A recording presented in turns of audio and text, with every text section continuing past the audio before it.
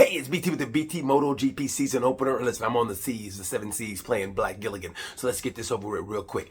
Ride of the race, Moto 3 goes to David Almanza. Great race. Max Quiles, this much. But I still think Max is going to win the championship, but his body is growing.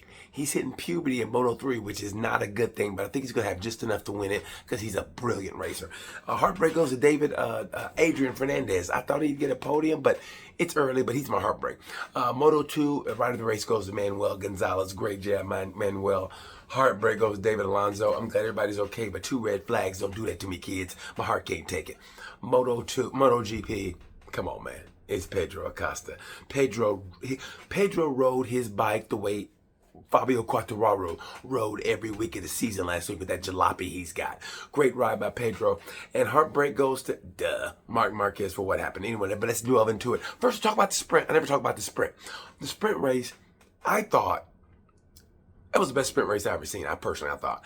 And also, when it comes to the penalty, I don't think Mark deserved that penalty. I mean, actually got the wrong Marquez, because Alex, he butted the shit out of DG. DG was doing okay. Next you know, he's on the Cambodian border playing Rambo, trying to get back into Thailand. I mean, let's be honest.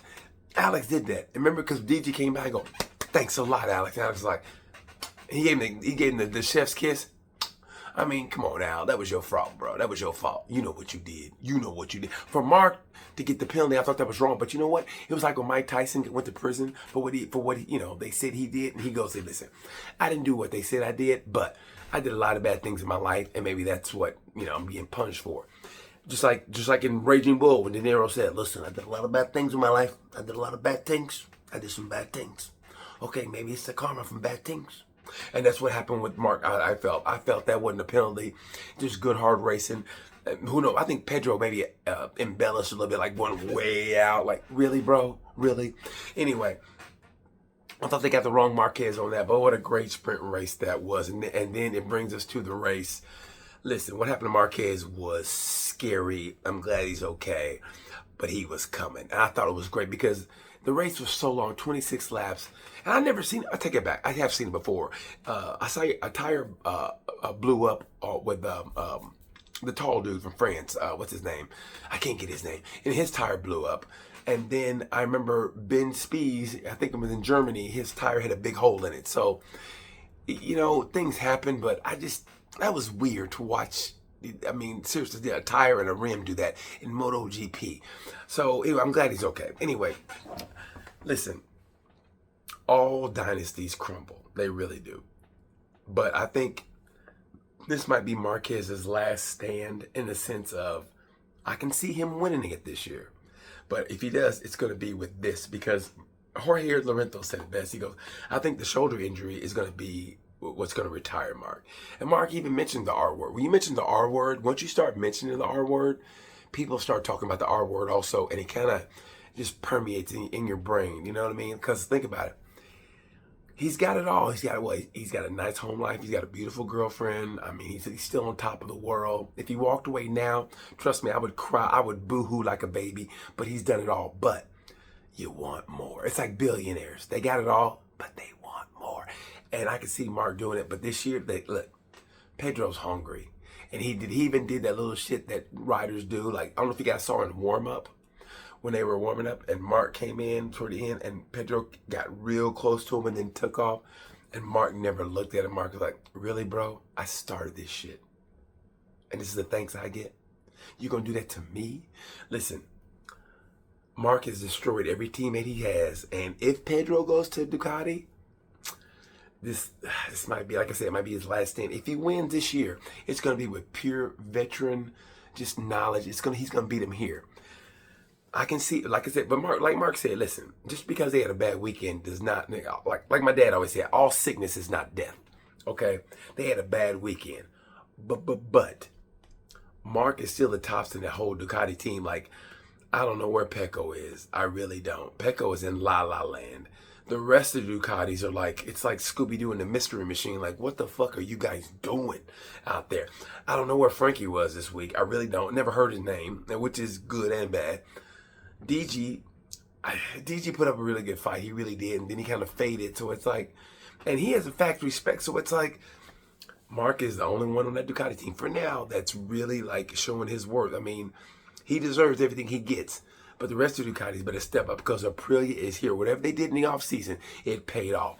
And personally, I don't see why you would want to leave Aprilia. I mean, Jorge Martin looked great. Aprilia is the new Armada. You got Jorge Martin, you got Bez, you got Raul Fernandez does not get the credit he deserves for what he went through and where he is now. Raul Fernandez is a straight up G. You watch him. Well, he got 2 podiums in 2 races. And then you got Agura, Agura, who never smiles, and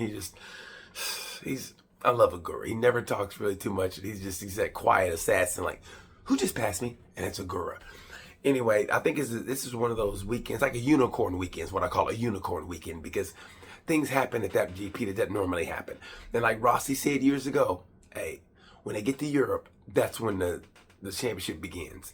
And that's kind of how it is now. They go to Brazil. Who knows what's going to happen to Brazil? It's a brand new track. I don't know what's going to happen. Somebody might get rear naked choked. They might get held up at gunpoint. It's Brazil. I'm just joking. You never know what's going to happen there. So it's a brand new track. It's going to be interesting. By the way, Diego Marrero just might be the dude that we didn't think he was going to be. You know what I mean? Like everybody's looking at Top Rack. Watch Diego Marrero. Diego Marrero is that dude. He got points. And I know Top Rack is going, why did I leave WSBK? I was a star. I was the man there. And now I'm on this jalopy. And that's what he's on. For Yamaha to be the way they are, like I said, it's a unicorn weekend. But, I mean, come on. I mean, Top Rack has to be going. I don't know what they're doing. I really don't. KTM. Pedro is and Brad. Brad had a pretty good weekend too, but I mean, Pedro, the way he rode, yes, he is the rider of the weekend. I think Aprilia is coming, but it's not over yet. It's not over yet, but Ducati's got work to do. I think it's going to bode for a great season for all of us, the fans especially. I'm glad MotoGP's back. I know I'm missing something. I know you guys are going to tell me. I talked about Aprilia, talked about the sprint. I hardly ever talk about the sprint. I talked about Pedro. I think Pedro's going to be the man to beat. He's got that little swag in him. You know, that swag you get when you bust your cherry finally. Like, yeah. You put on some Old Spice or some Brut by Fabergé, and you put that shit on like, all right, ladies, get a hold of me. He's got the talk. He's got the walk. He's got that swag. So, I mean, let's see what happens. The young guns are coming from Marquez. To me, Mark is still king of the mountain. But that if you watch his face, there's something in that face. Watch his face. I mean, yeah, the shoulder's hurting. I think it's hurting more than he leads on, but it's Marquez. That's why he's the champion. He never bitches. He never complains. I say that as he went by race direction after the sprint like that, which I thought was, you gotta love Mark anyway. So tell me what I'm missing that I went over. How'd you guys do in the fantasy league? I had Marquez and Bagnaia in my fantasy. And for the Silver Riders, I had Pedro Acosta and I had Johan Mir. And I don't know what happened to Mir's bike. Like I said, internet is at a premium. I saw the race. I can't really get into the other stuff, the other minutia that I do if I'm at home. So I apologize for that. Anyway, God, it was so good watching MotoGP. I love this sport. I literally watched it in my bed just like... Anybody else? Anybody almost cried because you were so happy? Yeah, I'll say it to you guys. I almost cried. I was so happy. Anyway, MotoGP's back. I'm just getting this out there just to get it out there. Sorry you had to wait, but I've been sick and I'm on the seas. You can tell I'm sick. So anyway, thanks a lot for watching. Tell me what I missed. Tell me what you want to hear. How'd you do in fantasy? All that shit. What'd you think about the penalty? What'd you think about the penalty? And who's going to be that secret rider that's going to cause a little more trouble than you think? Personally, like I said, whether it's Pedro... And I'm gonna say Raul Fernandez. I mean, Martin maybe, and Bez. I mean, they're all coming after Marquez, but I gotta say Bez, maybe Bez over everybody. But watch Raul. Watch Raul Fernandez.